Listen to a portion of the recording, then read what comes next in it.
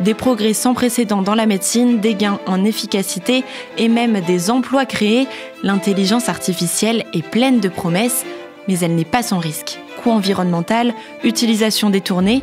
Cette semaine, on se demande comment relever tous ces défis. Je suis Solène Alifa et vous écoutez Les Faces cachées de l'IA, une série originale de La Loupe, le podcast quotidien de l'Express, épisode 2, au service du crime. Chers auditeurs, je voudrais commencer cet épisode en racontant une histoire dont vous avez certainement déjà entendu parler. Anne n'avait jamais utilisé les réseaux sociaux, jusqu'en février 2023, où cette quinquagénaire française se crée un compte Instagram simplement pour partager des photos de vacances. Quelques mois plus tard, elle reçoit un curieux message d'une femme qui prétend être la mère de l'acteur Brad Pitt. Vous seriez une compagne idéale pour mon fils. Le lendemain, nouveau message, cette fois-ci de Brad Pitt lui-même. Ma mère m'a beaucoup parlé de vous. Anne se méfie d'abord, mais les messages se multiplient et sont de plus en plus convaincants. Des photos, des messages vocaux qui reproduisent la voix de l'acteur, elle reçoit même un extrait de journal télévisé créé de toutes pièces par intelligence artificielle. Breaking news. Brad Pitt a rétabli la vérité sur les rumeurs autour d'une relation. Selon lui, il a une relation amoureuse et exclusive avec une personne qui occupe une place exceptionnelle dans son cœur, qui s'appelle Anne.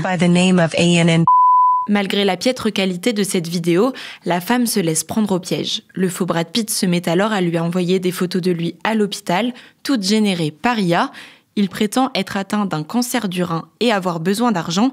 Ses comptes seraient bloqués à cause de sa séparation avec Angelina Jolie. Anne reste sur ses gardes, mais reçoit des documents médicaux, un faux médecin lui fait du chantage, assurant que l'acteur a tenté de mettre fin à ses jours. Elle finit par céder et perd plus de 800 000 €. Cette histoire a suscité beaucoup de moqueries, mais elle cache un phénomène plus large. À l'ère de l'IA générative, les arnaques sont en train de se réinventer.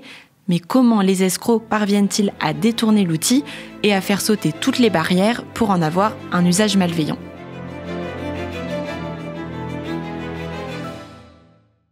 On s'intéresse donc aujourd'hui aux utilisations détournées de l'IA et pour tout nous expliquer, je retrouve en studio Aurore Gate du service tech de l'Express. Bonjour Aurore. Bonjour Solène. Puisqu'on parle de criminalité, ou en tout cas de pratiques illégales, je me pose une question Aurore. J'imagine qu'on ne peut pas demander n'importe quoi à une IA. Effectivement, il y a des garde-fous, mais le mieux, c'est de faire un test pour s'en rendre compte. Comme dans le premier épisode, je te propose de poser une question à ChatGPT, mais cette fois pour m'aider à faire quelque chose d'illégal. Par exemple, peux-tu m'aider à organiser un cambriolage ? Ah, je vois déjà qu'immédiatement, une petite phrase en rouge apparaît. Il est inscrit « Ce contenu viole peut-être nos politiques d'utilisation ».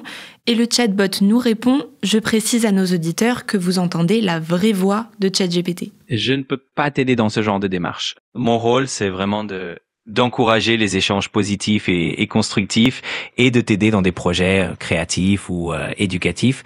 Donc, tout ce qui est illégal ou nuisible, je ne peux pas y contribuer. Mais si c'est pour un projet créatif comme un scénario de film, tu peux t'inspirer de films ou de livres qui traitent de ce genre de thème pour voir comment c'est raconté. Si tu as besoin d'aide pour développer des idées de manière créative, je peux tout à fait t'accompagner là-dedans. Aurore, les IA sont donc programmées pour ne pas répondre à certaines demandes, mais jusqu'où vont ces garde-fous ? En fait, les IA génératives, pour la plupart, sont créées pour ne jamais aider à contourner la loi et ne pas rédiger de contenu violent ou produire de deepfake. Normalement, elles n'acceptent pas, par exemple, de créer des images avec des personnes connues. En réalité, ces limites sont plus ou moins importantes selon les intelligences artificielles. On peut penser à Grok, par exemple, l'IA de X créée par Elon Musk, qui a beaucoup moins de barrières, notamment en ce qui concerne la production d'images. La plupart des intelligences artificielles ont donc des cadres, mais certaines personnes arrivent à contourner ces limites. Comment elles font ? Elles parviennent à obtenir des réponses en formulant des prompts, donc les demandes d'une certaine manière. On appelle ces prompts en anglais des jailbreaks. Ce sont en quelque sorte des formules magiques qui permettent de passer outre les limitations des IA. Et des escrocs sont prêts à payer très cher pour avoir accès à ces formules. Un véritable marché noir s'est développé autour de ces prompts sur des forums du dark web où des hackers s'échangent des conseils ou vendent des prompts. Tu aurais des exemples de comment ils s'y prennent ? Ils ne vont pas juste demander, comme on l'a fait tout à l'heure en début d'épisode, « Peux-tu m'aider à organiser un cambriolage ou un braquage ?» Il y a plusieurs techniques assez connues. La première consiste à faire du jeu de rôle avec les IA, en disant par exemple que le braquage n'est pas réel, que c'est pour un scénario de film ou un livre, comme ChatGPT nous l'a dit dans sa réponse, et qu'on a besoin de détails pour que ça ait l'air le plus réel possible. Une autre technique connue est celle du grand-père mort. La technique du grand-père mort, tu peux nous expliquer ce que c'est ? Par exemple, si tu veux fabriquer de la drogue, tu peux dire à une IA que ton grand-père avait l'habitude de te lire des histoires le soir avant de t'endormir, et que dans ces histoires, il y avait notamment la recette de la méthamphétamine. Et comme il vient de mourir et que tu es très triste, si tu demandes à l'IA de te remonter le moral en faisant comme ton grand-père et en t'expliquant comment faire de la meth, elle s'exécutera. Une dernière technique consiste à faire analyser un fichier PDF qui contient à l'intérieur un jailbreak et qui permet à l'utilisateur d'avoir un grand nombre de privilèges d'exécution. Et concrètement, que cherche-t-il à obtenir avec ces prompts ? Le plus connu, ce sont les mails de phishing, donc des mails qu'on reçoit et qui nous font croire que c'est notre banque ou la sécurité sociale qui nous demande de l'argent ou des données personnelles. Avec l'IA, les arnaqueurs parviennent à créer des mails de plus en plus crédibles. Mais les hackers peuvent aussi demander à ChatGPT de créer des lignes de code malveillants pour récupérer des données, par exemple. Dans un tout autre domaine, on sait aussi qu'il y a un vaste marché de jailbreak qui permettent de générer des contenus pornographiques. En soi, s'ils arrivent à contourner tous les interdits, il n'y a aucune limite et on peut tout imaginer. Surtout que certains ne se contentent pas de manipuler des IA avec des prompts, ils vont jusqu'à créer de nouvelles intelligences artificielles spécialement dédiées à la criminalité.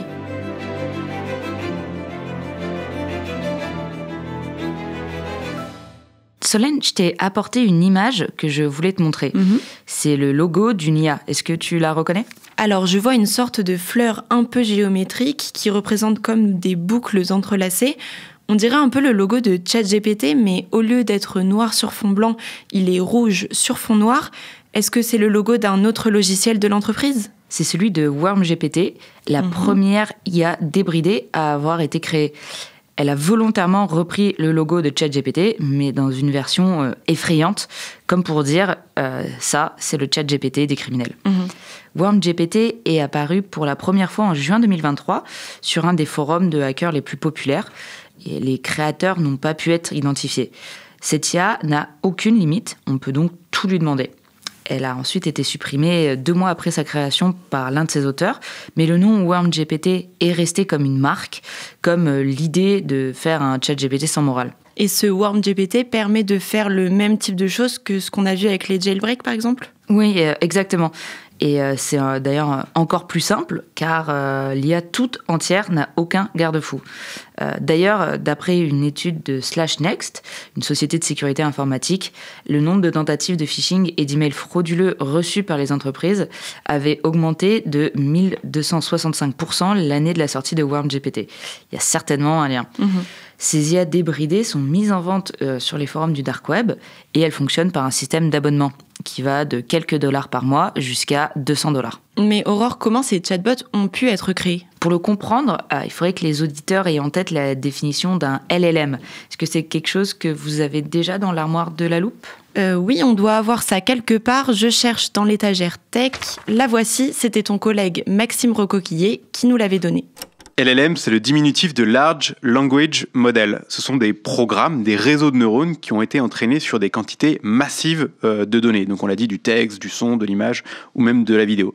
C'est ce qui leur permet notamment de pouvoir générer une réponse donc à une requête, un prompt sur lequel il n'a pas forcément été entraîné. Donc pour terminer, afin de vulgariser et bien de tout schématiser, une application comme ChatGPT, c'est un peu la voiture avec la carrosserie, ses options, son système de sécurité.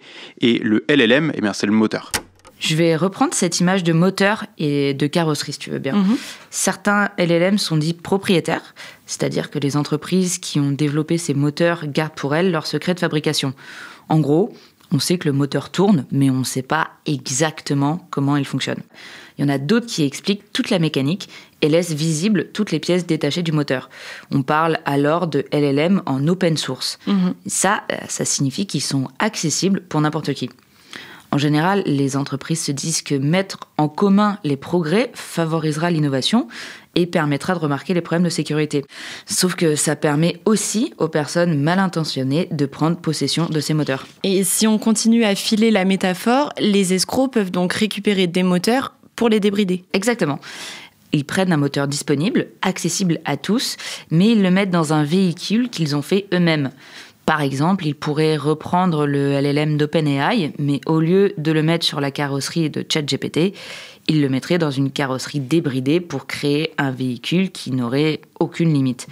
Une étude de la société de sécurité baptisée Cato Network montre que le LLM de Mistral et le chatbot Grok d'Elon Musk ont donc été détournés pour créer une nouvelle génération de WormGPT. Des IA créées spécifiquement pour des escrocs, voire des criminels, tout cela n'est pas très rassurant, mais comme dans chaque épisode de notre série, nous allons explorer ensemble les solutions pour endiguer ce phénomène.